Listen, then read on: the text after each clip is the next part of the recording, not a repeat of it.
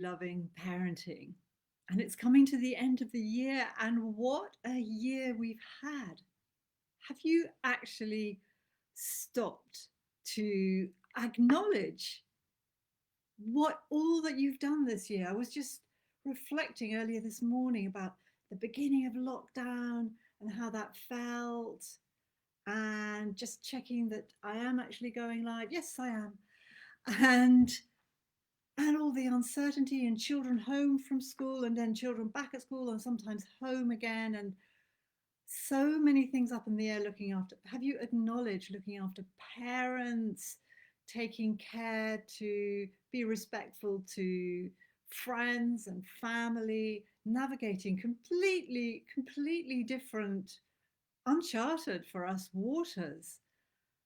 And yeah, I think it's time, coming to the end of this year, just to really give ourselves a pat on the back for this, for staying with it, and for, carrying on with all the normal things and taking on all these rocky seas as well.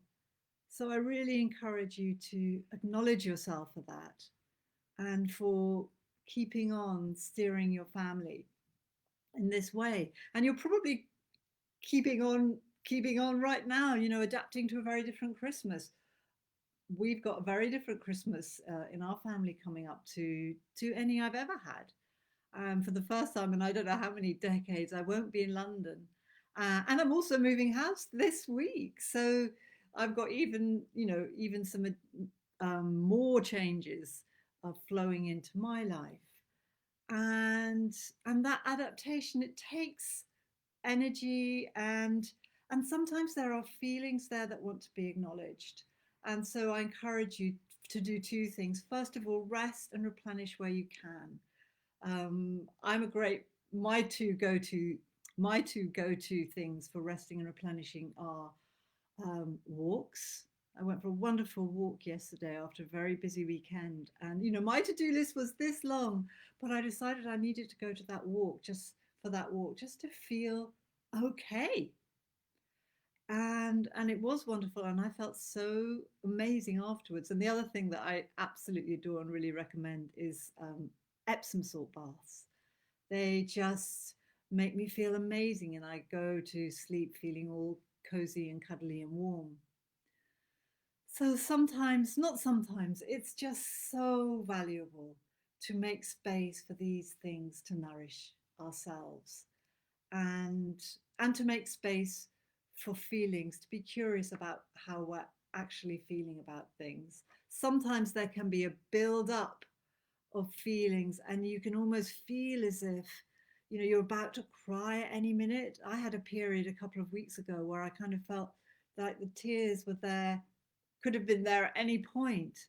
And at those times, I like to use a list that I have in Spotify called tear jerkers, and so that I can let out some of those feelings. And sometimes you just need to stub your toe or something, but it makes such a difference when those feelings can be expressed.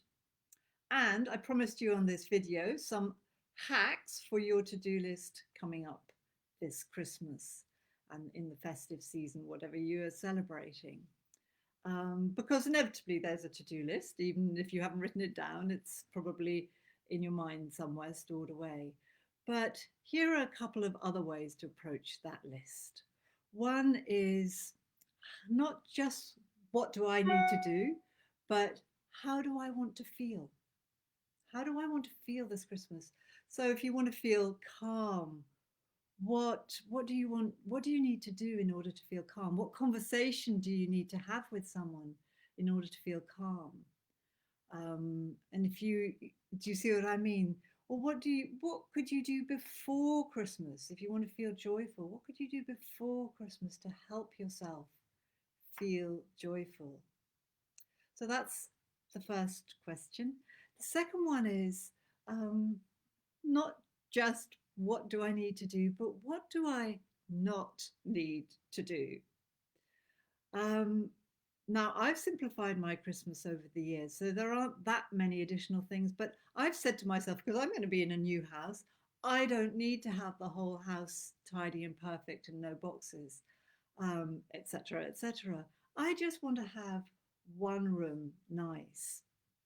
And so there are quite a few things that I'm not going to do, like unpack every box. But for you, it might be something like, do I need to send Christmas cards?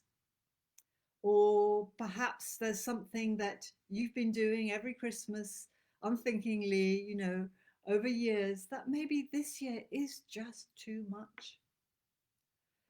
So,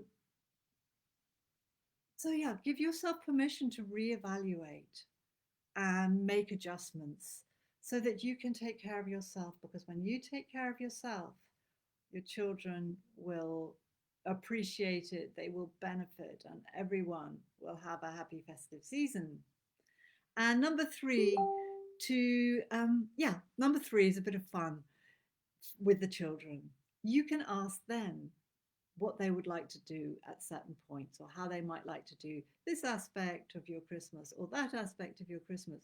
And I can imagine that could unleash some long lists of fantastical things, but just honor them all, write them down, be interested, be appreciative.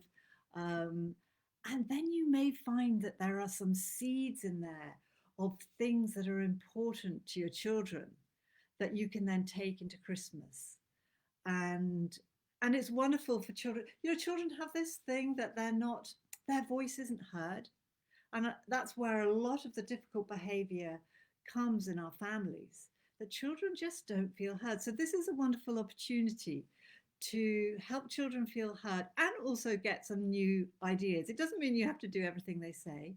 Just honor everything they say, write it down, and be inspired. And you may find you get some new wonderful and wacky ideas, and that your children's priorities are different to yours, and that to make a great Christmas for them, you might not need to do it. Might help with number one and number two. Um, so, what do you not need to do, and how do you want to feel, by asking the children? Yeah. So that's what I wanted to share today, and lots of love to you.